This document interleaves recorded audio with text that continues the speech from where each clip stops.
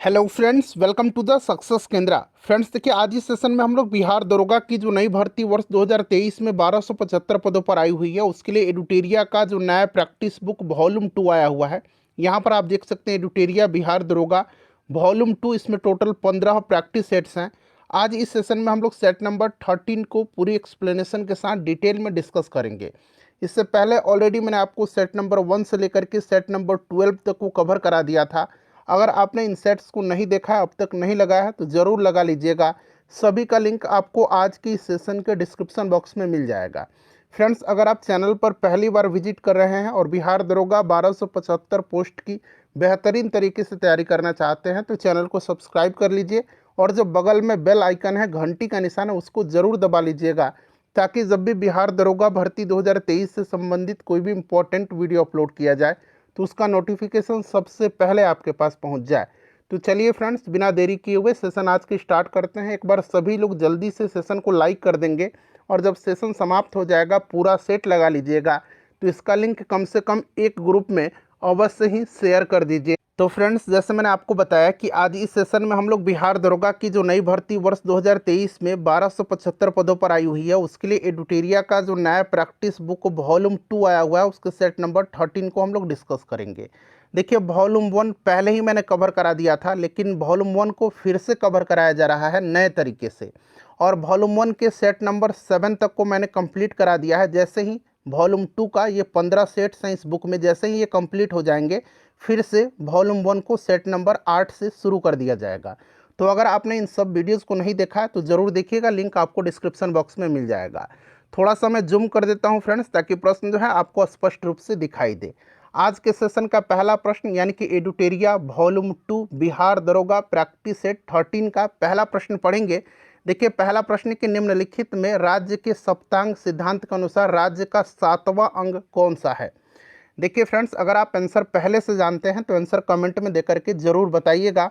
साथ ही साथ जो भी मैं एक्सप्लेन करूंगा उसको ध्यानपूर्वक जरूर सुनेंगे। इससे क्या होगा कि एक प्रश्न के साथ साथ आपके 2 से 3 प्रश्न जो है कवर होते चलेंगे। अब यहाँ पर ध्यान दीजिएगा, राज्य के सप्तांग सिद्धांत ये दिया था किसने, तो ये कौटिल्य ने दिया था, ठीक है ना।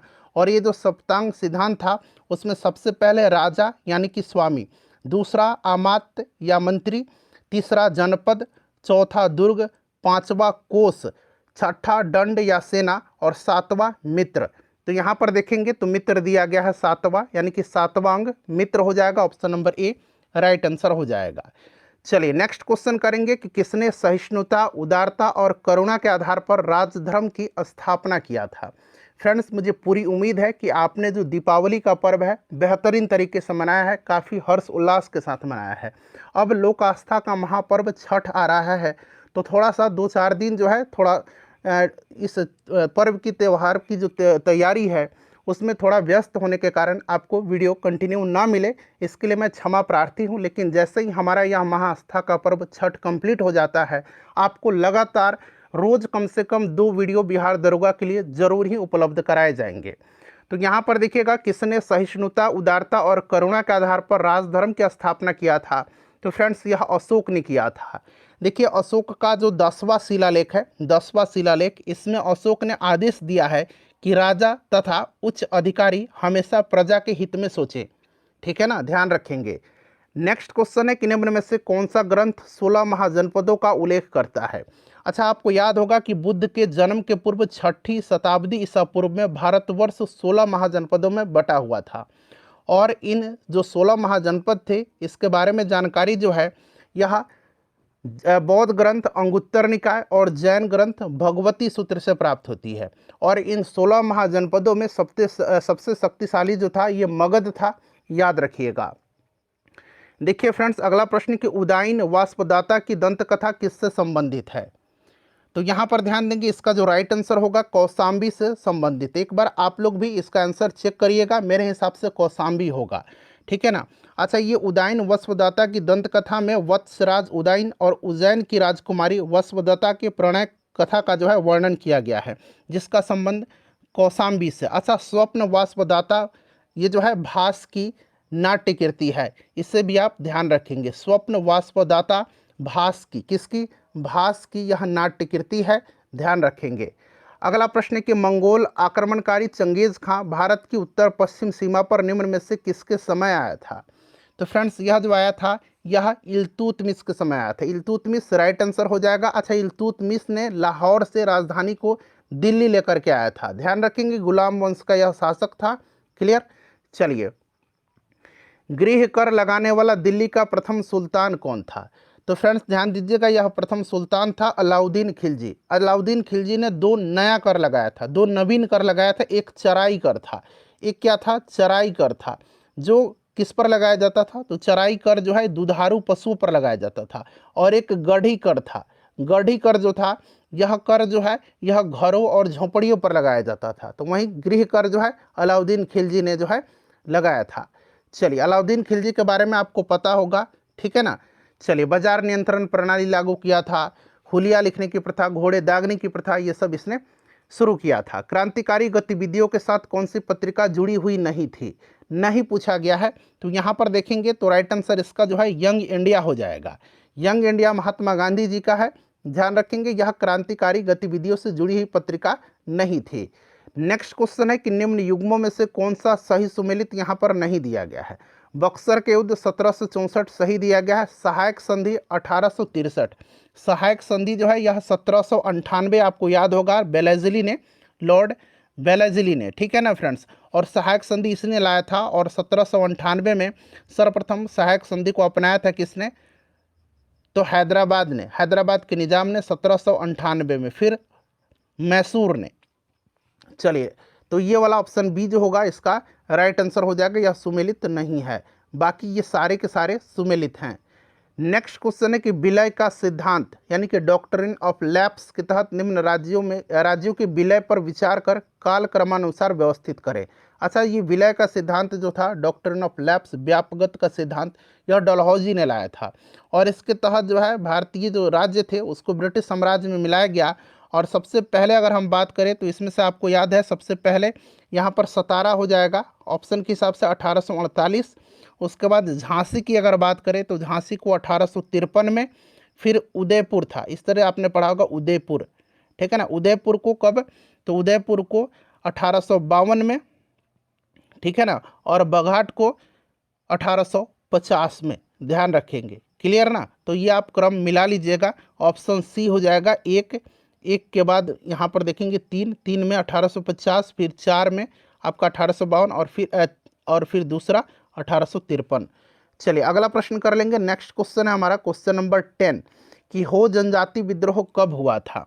देखिए, हो जनजाति विद्रोह जो है यह हुआ था 1820-21 में, ठीक है ना। और एक कोल जनजाति विद्रोह है, कोल हुआ था 1831-32 में, ठीक है ना। इससे भी आप ध्यान रखेंगे, कोल 1831-32 हो 1820-21। नेक्स्ट क्वेश्चन है कि हंटर कमीशन की रिपोर्ट में किसके विकास पर विशेष जोर दिया गया था? देखिए, हंटर कमीशन का जो गठन हुआ था ये लॉर्ड रिपन के समय में हुआ था। लॉर्ड रिपन के समय में विलियम हंटर की अध्यक्षता में। और किसके विकास पर विशेष जोर दिया गया था? चूंकि यह शिक्षा से संबंधित था, प्राथमिक शिक्षा पर जो है इस पर विशेष बल दिया गया था। अच्छा, लॉर्ड रिपन के समय ही 1881 में प्रथम कारखाना अधिनियम पारित हुआ था, ठीक है ना। इसी के समय नियमित जनगणना भी कराई गई थी 1881 में। वर्नाक्यूलर प्रेस एक्ट को निरस्त किया था। भारत में स्थानीय स्वशासन का जनक भी लॉर्ड रिपन को ही माना जाता है। नव बौद्धवाद के प्रतिपादक कौन थे? अच्छा, ये जो नव बौद्धवाद है यह दलित बौद्ध आंदोलन के नाम से भी जाना जाता है।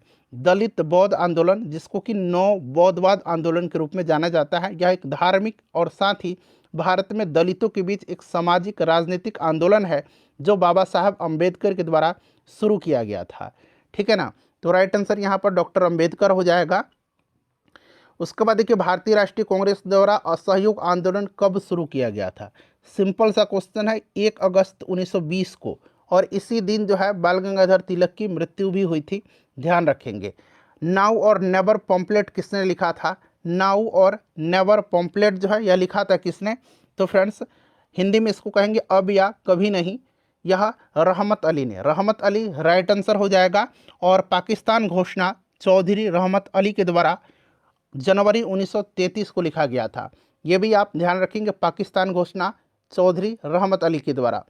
नेक्स्ट क्वेश्चन है कि निम्नलिखित घटनाओं को कालक्रम के अनुसार व्यवस्थित करिए। तो लखनऊ समझौता 1916 हो जाएगा, चंपारण सत्याग्रह 1917, खिलाफत आंदोलन 1919, ठीक है ना, और जलियांवाला बाग भी 1919, 1919, ठीक है ना।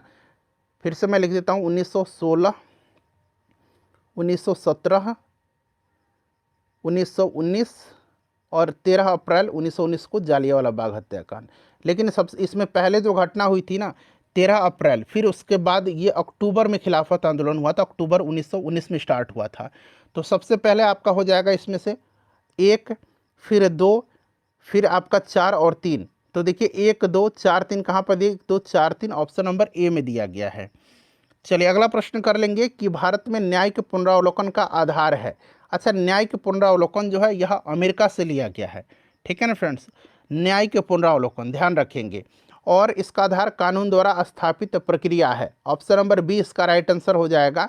निम्नलिखित में से कौन संसद की संयुक्त अधिवेशन की अध्यक्षता करता है? तो संसद की संयुक्त अधिवेशन की अध्यक्षता यह लोकसभा के स्पीकर करते हैं। Option number A right answer हो जाएगा। किस अनुच्छेद के तहत संयुक्त अधिवेशन की व्यवस्था की गई है? तो अनुच्छेद 108, इससे भी आप ध्यान रखेंगे, प्रश्न बनता है। उसके बाद देखिए पिछड़ी जाति आयोग के प्रथम सभापति कौन थे? पिछड़ी जाति आयोग के बाबा साहब कालेकर थे। ऑप्शन डी राइट आंसर हो जाएगा, ध्यान रखिएगा। चलिए क्वेश्चन नंबर 19 कर लेंगे कि लेखा अनुदान बना है। लेखा अनुदान जो है यह बना हुआ है, तो फ्रेंड्स यह बना हुआ है बजट पारित लंबित होने के कारण निधि आवंटन हेतु। ऑप्शन नंबर इसका सी राइट आंसर हो जाएगा। भारत में वरीयता क्रम में निम्न में से कौन सबसे पहले आता है? वरीयता क्रम आपको याद होगा, भारत के राष्ट्रपति सबसे पहले, फिर उपराष्ट्रपति, प्रधानमंत्री, राज्यों के राज्यपाल अपने राज्यों में, भारत के पूर्व राष्ट्रपति या भारत के जो पूर्व राष्ट्रपति हैं ये, ठीक है ना, भारत का मुख्य न्यायाधीश, लोकसभा का अध्यक्ष। 6 तक मैंने क्रम आपको बता दिया। इनमें से अगर बात करेंगे तो ये आपका हो जाएगा यूपीएससी का अध्यक्ष। Option number A right answer हो जाएगा। चलिए उसके बाद देखिए पंचायती राज संस्थाओं को 29 कार्यों की सूची किस अनुच्छेद के तहत दी गई है? पंचायती राज में कितनी कार्य सूची है? तो 29, याद रखेंगे, ठीक है ना। और यह अनुच्छेद 243 जी में है। ऑप्शन नंबर इसका डी राइट आंसर हो जाएगा। किस अनुसूची में? तो 11वीं अनुसूची, ये भी आप ध्यान रखिएगा। ब्रिटिश काल में संविधान के विकास में कौन सा कानून ऐतिहासिक नहीं था? नहीं पूछा गया है, तो इसमें से आपका कौन सा नहीं था? तो फ्रेंड्स ये आपका protection of civil right act 1955, option number D इसका राइट आंसर हो जाएगा। उसके बाद चलिए नेक्स्ट क्वेश्चन है, पंचायती राज समिति है और उनका वर्ष दिया गया है। तो सबसे पहले हम लोग मिलान करेंगे CH हनुमंता राव समिति, ठीक है ना, तो ये आपका हो जाएगा 1984। GV के राव समिति, तो ये आपका हो जाएगा 1985। अशोक मेहता समिति 1978। LM सिंधवी समिति, तो LM सिंधवी समिति का आपका हो जाएगा 1986। और फिर आपका है यहाँ पर देखिए बलवंत राय मेहता समिति 1957, ठीक है ना। सबसे पहले बलवंत राय मेहता समिति 1957। तो ये क्रम आपका हो जाएगा 3 1 5 2 4, जो कि ऑप्शन नंबर यहाँ पर देखेंगे तो डी में दिया गया है। चलिए अगला प्रश्न करेंगे कि भारत सरकार की संसदीय व्यवस्था के विषय में कौन सा वक्तव्य सही दिया गया है? संसदीय व्यवस्था में तो देखिए इसमें विधायिका विधानसभा के प्रति जवाबदेह है। ऑप्शन नंबर ए इसका राइट आंसर हो जाएगा। भारत में राष्ट्रपति का चुनाव किया जाता है, तो राष्ट्रपति का चुनाव आपको पता है ना, राष्ट्रपति का चुनाव कैसे होता है आपको भली भांति याद होगा, ठीक है ना। राष्ट्रपति के निर्वाचन जो होता है यह अप्रत्यक्ष रूप से एक निर्वाचक मंडल के द्वारा किया जाता है, जिसमें संसद के दोनों सदन यानी कि राज्यसभा और लोकसभा उसके जो है निर्वाचित सदस्य होते हैं, और राज्यों के विधानसभाओं के निर्वाचित सदस्य, और अगर केंद्र शासित में बात करें तो दिल्ली पुडुचेरी के सदस्य, ठीक है ना। तो इनमें से कोई नहीं राइट आंसर होगा। राष्ट्रीय भूमि अभिलेख आधुनिकीकरण कार्यक्रम किस वर्ष प्रारंभ किया गया था? बताएंगे इसका राइट आंसर क्या हो जाएगा। राष्ट्रीय भूमि रिकॉर्ड आधुनिकीकरण कार्यक्रम भारत सरकार द्वारा अगस्त 2008 में शुरू किया गया था। इसका उद्देश्य भूमि रिकॉर्ड के प्रबंधन को आधुनिक बनाना, भूमि संपत्ति विवाद के दायरे को कम करना और भूमि रिकॉर्ड रखरखाव प्रणाली में पारदर्शिता को बढ़ावा देना है। तो यहाँ पर देखेंगे राइट आंसर तो इसका दिया गया है 2008, ऑप्शन नंबर ए में।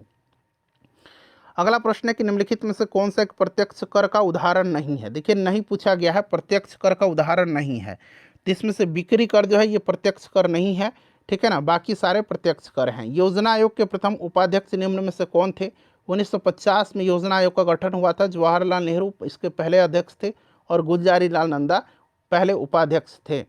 राष्ट्रीय विकास परिषद का संबंध मुख्यतः है, राष्ट्रीय विकास परिषद, ठीक है ना। यहाँ पर आप ध्यान देंगे राष्ट्रीय विकास परिषद की अगर बात करें तो 6 अगस्त 1952 को इसका गठन हुआ था। 1952 में प्रधानमंत्री इसका अध्यक्ष होते हैं।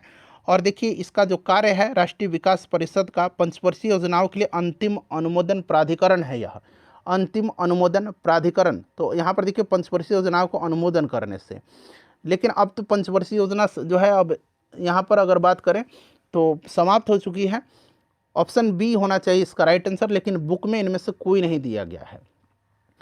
किस यहाँ से मुद्रा को बृहद मुद्रा कहा जाता है? तो देखिए बृहद मुद्रा की बात करें, एक संकीर्ण मुद्रा है और एक व्यापक मुद्रा यानी कि बृहद मुद्रा। तो M1 और M2 जो आता है यह किस टाइप का मुद्रा है? तो संकीर्ण मुद्रा है। और M3 और M4 जो है ये व्यापक मुद्रा होता है।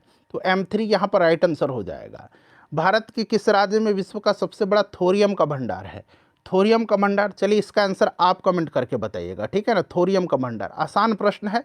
नेक्स्ट क्वेश्चन है कि निम्न में से कौन सी एक हिमालयी वनस्पति की जाति नहीं है? हिमालयी वनस्पति की जाति जूनिपर, सिल्वर फर और स्प्रूस है। महोगनी जो है यह उष्णकटिबंधीय सदाबहार वन की वनस्पति है, ठीक है ना, महोगनी। अगला प्रश्न है कि अचानकमार बायोस्फीयर रिजर्व जो है यह किस राज्य में स्थित है? तो फ्रेंड्स यह छत्तीसगढ़ में है, छत्तीसगढ़ में है। अच्छा, इंद्रावती टाइगर रिजर्व भी छत्तीसगढ़ में है, इंद्रावती टाइगर रिजर्व, ध्यान रखिएगा आप। चलिए निम्न में से कौन सा भारत में निर्वनीकरण का प्रभाव नहीं है? निर्वनीकरण का प्रभाव इसमें से जो है मृदा अपरदन है, जैव विविधता की हानि भी है, नगरीकरण नहीं है। ऑप्शन नंबर 20 का राइट आंसर होगा। सेम किस स्थिति से संबंधित है? तो यह स्थिति है पारिस्थितिकी में परिवर्तन। Option number C right answer हो जाएगा। सेफ्रॉन क्रांति का संबंध किससे है? फ्रेंड्स थोड़ा जल्दी जल्दी मैं कवर करा रहा हूँ ताकि कम समय में आप इस सेट को लगा लें।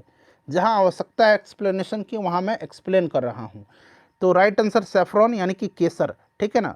चलिए अंग्रेजी में ही दिया गया है सेफ्रॉन, आप पकड़ सकते हैं। सामाजिक सद्भाव हेतु कौन सा पुरस्कार दिया जाता है? सामाजिक सद्भाव हेतु कबीर पुरस्कार दिया जाता है। शंकर पुरस्कार जो है ये भारतीय दर्शन कला एवं संस्कृति में योगदान हेतु दिया जाता है। बिहारी पुरस्कार यह के बिरला फाउंडेशन के द्वारा साहित्य के क्षेत्र में योगदान के लिए दिया जाता है। और मूर्ति देवी पुरस्कार भी साहित्य के क्षेत्र में दिया जाता है। अल नीनो के तीव्र होने के परिणाम प्रायः होता है।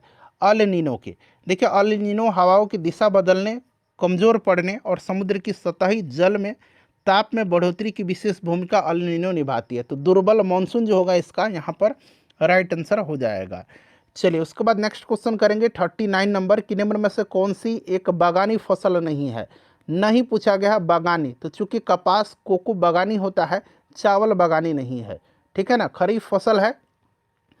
ICR भारतीय गेहूं और जौ अनुसंधान संस्थान कहाँ पर है?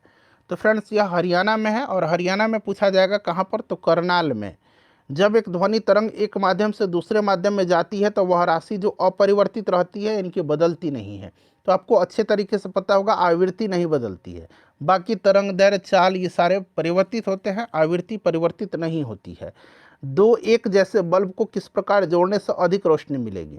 बताएंगे इसका करेक्ट आंसर क्या हो जाएगा। तो ये आपको भी पता होगा कि अगर हम इसको समानांतर क्रम में जोड़ेंगे तो ज़्यादा रोशनी प्राप्त होगी। तो यानी कि दो में अधिक होगी, दोनों समानांतर क्रम में जुड़े हों। तो यहाँ ऑप्शन में देखिए दो वाले कंडीशन में अधिक होगी। एक तार में बहती विद्युत धारा एवं विभवांतर प्रत्येक को 2 गुना बढ़ा दिया जाए तो विद्युत शक्ति का मान, यहाँ पर देखिए विद्युत धारा है और विभवांतर है और विद्युत शक्ति का मान पूछा गया। तो आपको याद होगा P = VI होता है। ये जो विभवांतर और धारा का रिलेशन है पावर के साथ, तो अगर इसको दोगुना किया जाएगा तो ये ऑब्वियसली 4 गुना बढ़ जाएगी। चलिए अगला प्रश्न हमारा कि किसका परमाणुीय ईंधन के रूप में प्रयोग नहीं होता है? नहीं पूछा गया है। तो चूंकि थोरियम, प्लूटोनियम, यूरेनियम का होता है, लेड और हीलियम का नहीं होता है। तो आसान प्रश्न है। इनमें से किसने लेज़र का आविष्कार किया था? तो थियोडोर H मेमन ने। आपने TH मेमन पढ़ा होगा, TH मेमन राइट आंसर हो जाएगा।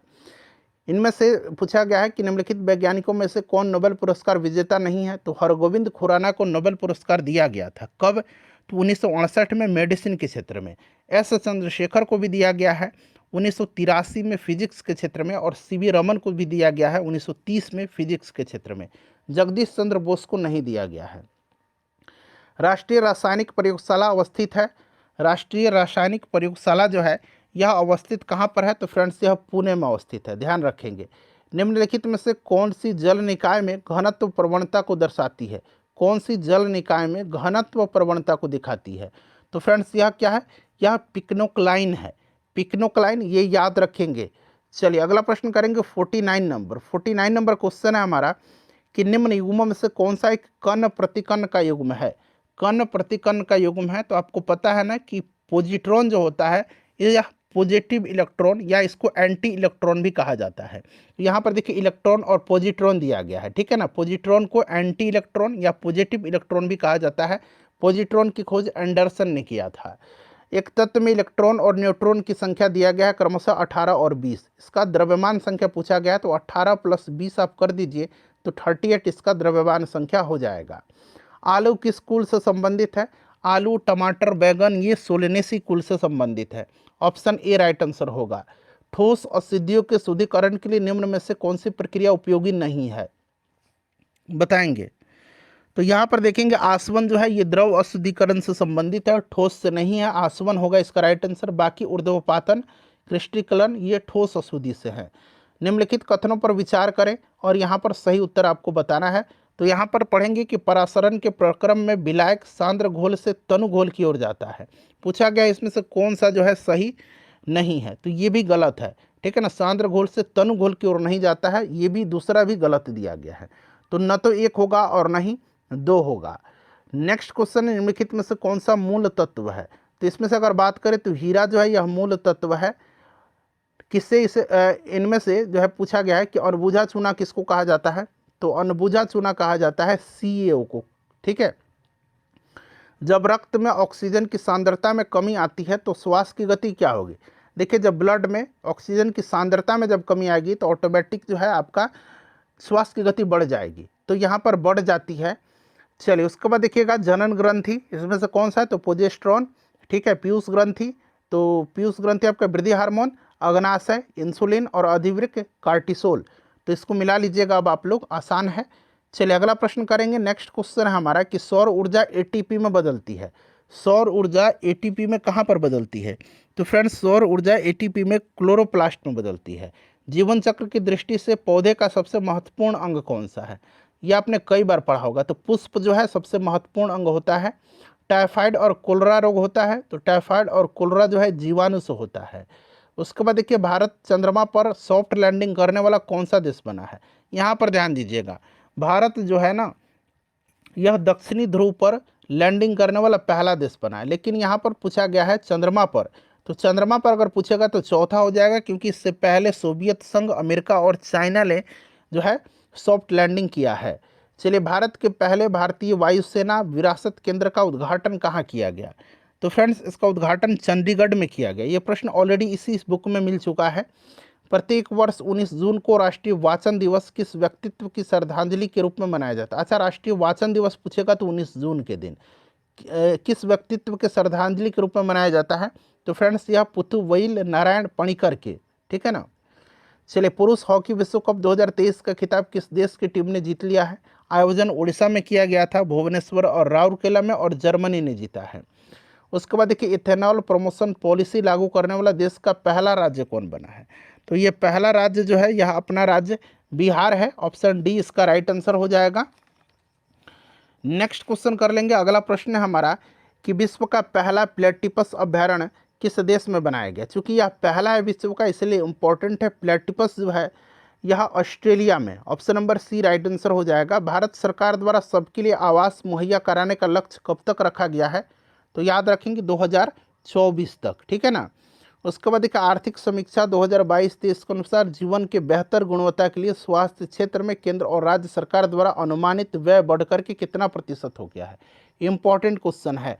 यह बढ़ के हो गया GDP का 2.1%, ठीक है ना। चलो उसके बाद 69 नंबर क्वेश्चन कर लेंगे कि हाल ही में पंजाब के पूर्व मुख्यमंत्री प्रकाश सिंह बादल जी का निधन हो गया। वे किस पार्टी से थे। प्रकाश सिंह बादल पंजाब के 5 बार मुख्यमंत्री रह चुके थे। शिरोमणि अकाली दल से इनका संबंध था। सूर्य के व्यापक अध्ययन के लिए समर्पित उपग्रह आदित्य L1 को इसरो द्वारा कब प्रक्षेपित किया गया। तो 2 सितंबर 2023 को प्रक्षेपित किया गया है। अच्छा, किस वाहन से इसको जो है, किस लॉन्च व्हीकल से इसको लॉन्च किया गया है, जरा आप कमेंट करके मुझे बताइए। तो देखिए सूडान में चल रहे गृह युद्ध के कारण वहां फंसे भारतीय नागरिकों को निकालने के लिए भारत सरकार द्वारा कौन सा ऑपरेशन की शुरुआत किया गया था। तो सूडान में मैंने आपको बताया था ऑपरेशन कावेरी। कोरोना जो है ये म्यांमार में जो मोचा तूफान आया था उसमें राहत के लिए चलाया गया था। ऑपरेशन दोस्त जो है ये सीरिया और टर्की में जो भूकंप आया था उसमें चलाया गया था। चलिए, स्वच्छता सर्वेक्षण रिपोर्ट 2022 के अनुसार 1 लाख से अधिक आबादी वाले शहरों में सर्वश्रेष्ठ गंगा शहर, तो ये आपका हो जाएगा इसमें से कौन सा, तो हरिद्वार हो जाएगा, ठीक है ना। चलिए, उसके बाद देखिए सेमीकंडक्टर पारिस्थितिकी तंत्र के विकास के लिए भारत सरकार ने जुलाई 2030 में किस देश के साथ समझौता ज्ञापन पर हस्ताक्षर किया है, तो फ्रेंड्स ये जापान के साथ किया है। वर्तमान में भारत के मुख्य वैज्ञानिक सलाहकार कौन हैं, तो फ्रेंड्स वैज्ञानिक सलाहकार जो हैं ये अजय कुमार सूद हैं। विश्व निवेश रिपोर्ट 2023 निम्नलिखित में से किसके द्वारा जारी किया गया। अच्छा, विश्व निवेश रिपोर्ट 2023 में भारत की रैंक जो है 8वां है, पहला स्थान पर अमेरिका है और यह जारी अंकटाड के द्वारा किया गया है। उसके बाद देखिए भारत वन स्थिति रिपोर्ट 2021 के अनुसार देश में कुल मैनग्रोव यानी कि कच्छ वन कितना वर्ग किलोमीटर है। सबसे ज़्यादा मैनग्रोव पश्चिम बंगाल में है और यहाँ पर पूछा गया कितना है, तो याद रखेंगे 4992 वर्ग किलोमीटर। यूरोपीय संघ ने ग्रीन हाउस गैसों के उत्सर्जन को कम करने के लिए कौन सी योजना पेश की है, तो इस योजना का नाम है फिट फॉर 55, ठीक है ना। चलिए, उसके बाद नेक्स्ट क्वेश्चन हमारा कि भारत का नया संसद भवन में लोकसभा का आंतरिक हिस्सा निम्नलिखित में से किस पर आधारित है। लोकसभा का मैंने बताया था आपको कि यह राष्ट्रीय पक्षी मोर पर है और राज्यसभा का राष्ट्रीय पुष्प कमल पर। चलिए, उसके बाद देखिएगा कि रमन मैग्सेसे पुरस्कार 2023 कुल 4 लोगों को दिया गया है, इनमें से कितने भारतीय शामिल हैं, तो इनमें केवल एक भारतीय शामिल हैं। उसके बाद देखिए 50वां G7 शिखर सम्मेलन 2024 का आयोजन कहाँ किया जाएगा, तो इसका आयोजन जो है 50वां इटली में किया जाएगा। अभी जापान की हिरोशिमा में हुआ था 49वां। निम्नलिखित में से किस राज्य में भारत का पहला वानिकी विश्वविद्यालय स्थापित किया जाएगा, तो फ्रेंड्स यह तेलंगाना में किया जाएगा। इंपॉर्टेंट क्वेश्चन है, इसको ध्यान रखिएगा। निम्नलिखित में से किस देश ने चांद की सतह पर पहला मिशन चंद्र रोवर राशिद को प्रक्षेपित किया है, तो चंद्र रोवर राशिद को प्रक्षेपित किया है यूएई ने, ठीक है ना। चलिए, वर्ष 2024 में प्रयाग हिंदी सम्मेलन का आयोजन कहाँ किया जाएगा, प्रयाग हिंदी सम्मेलन, नाम पर मत जाइएगा, इसका आयोजन बिहार में होगा। निम्नलिखित में से किस राज्य की सरकार ने मुख्यमंत्री शिक्षा पुरस्कार योजना की शुरुआत किया है, तो यह उड़ीसा गवर्नमेंट ने किया है। उड़ीसा राइट आंसर हो जाएगा। केंद्रीय आर्थिक सर्वेक्षण के अनुसार अप्रैल से सितंबर 2022 तक भारत में एफडीआई निवेश करने वाला शीर्ष देश कौन सा है, एफडीआई, ठीक है ना, यह सिंगापुर हो जाएगा। सिंगापुर के बाद आपका हो जाएगा कौन सा, तो सिंगापुर के बाद मॉरिशस, उसके बाद यूएई। चलिए, भौतिक भूगोल का जनक किसे माना जाता है, तो यह माना जाता है पोलिडोनियम को। निम्नलिखित में से कौन सा सही सुमेलित नहीं है, तो एक तरफ जल डमरू मध्य है, दूसरे तरफ स्थिति है। तो यहाँ पर देखेंगे बेरिन जल डमरू मध्य जो है, बेरिन जल डमरू मध्य, यह बेरिंग और अटलांटिक के मध्य यहाँ प्रशांत दिया गया, जो कि यहाँ पर सुमेलित नहीं है, पूछा गया है। दलदली और भूमध्य रेखीय उष्ण आर्द्रता वाली वनस्पति को क्या कहा जाता है, दलदली और भूमध्य रेखीय उष्ण आर्द्रता वाली वनस्पति को क्या कहा जाता है, तो इसको हाइग्रोफाइट हाइग्रोफाइट कहा जाता है। ऑप्शन नंबर यहाँ पर सी में दिया गया है। चलिए, 89 नंबर प्रश्न है हमारा, मिलान करना एक तरफ गर्म हवा है और उसका स्थान है। देखिए, अयाला जो होगा, अयाला यह आपका क्या हो जाएगा, तो ये आपका हो जाएगा फ्रांस। सामुन जो है, सामुन आपका ईरान। उसके बाद ट्रेमेंटेन जो है ये आपका हो जाएगा मध्य यूरोप में, ठीक है ना, और सुखोवे रूस और कजाकिस्तान में। तो इसको मिला लीजिएगा, राइट आंसर इसका हो जाएगा 2 1 4 3, ठीक है ना। चलिए, संयुक्त राज्य अमेरिका में स्थित कौन सी खान सोने के लिए प्रसिद्ध है, सोने के लिए जो प्रसिद्ध है ये होम स्टेक है। मिसाबी जो है यह प्रसिद्ध किसके लिए है, तो आयरन के लिए, और एरिजोना जो है ये कॉपर के लिए फेमस है। प्रसिद्ध वेलिंगटन द्वीप किस झील में स्थित है, तो यह वेम्बनाड झील में है, वेम्बनाड झील केरल में है। प्रत्यावर्ती मानसून या मानसून निवर्तन से सबसे अधिक वर्षा किस राज्य में होती है, तो प्रत्यावर्ती मानसून से आपको पता है तमिलनाडु में सबसे ज़्यादा वर्षा होती है।